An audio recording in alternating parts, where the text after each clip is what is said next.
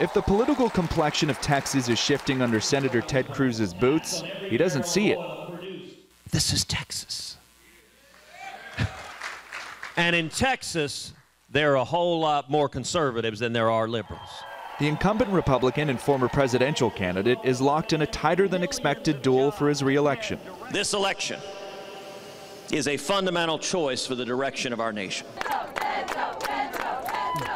Into every single county. His opponent, Representative Beto O'Rourke, a Democrat from El Paso, says the Lone Star State is capable of change. If you are a Republican and you're here, you're in the right place. Democrat and you're here, you're also in the right place. On paper, this race wasn't supposed to be close. What's happened, though, is that Beto O'Rourke has run a fantastic campaign. He's raised close to $75 million. He's generated unprecedented enthusiasm and electricity across Texas, and he's closed that gap from around 12 to 15 points to around 6 or 7 points. The latest statewide polls have Cruz maintaining an edge, but O'Rourke is campaigning like he'll win and has raised tens of millions of dollars. Cruz is fighting for his political life, painting his opponent as out of step for Texas.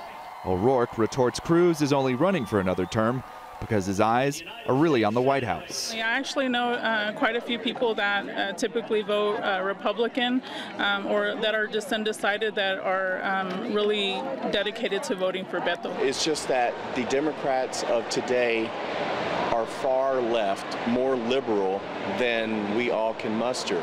Cruz arrived in Washington in 2012 as an unapologetic Tea Party favorite, vowing to upend business-as-usual politics. Cruz helped lead a government shutdown in 2013, but he told the Associated Press he's evolved. In many ways, I think I'm in an unusual, if not a unique position, of being able to speak with real credibility to conservatives, but also being able to speak to moderates, to leadership, to the president, to the administration, and trying to find common ground. Let's deliver on our promises. The senator has also embraced his former bitter rival, President Donald Trump. The pair recently held a rally together, showing Cruz's base is Trump's base. I think we've seen Republicans unify, but not just Republicans. We're seeing conservative Democrats, we're seeing moderate Democrats, we're seeing independents and libertarians, because the policies that we're putting in place are working. And this is where O'Rourke's campaign sees an opening. There, over the last 25 years, has only been one other senator who has a worse record on bipartisanship. In other words, Ted Cruz has had the most difficult time finding consensus with any Democrat on anything of any significance for Texas or for this country. Pointing out that he has a record of reaching across the aisle. I'll work with anyone, anytime, anywhere, as long as it advances the interests of Texas and of this country. That's what we're elected to do.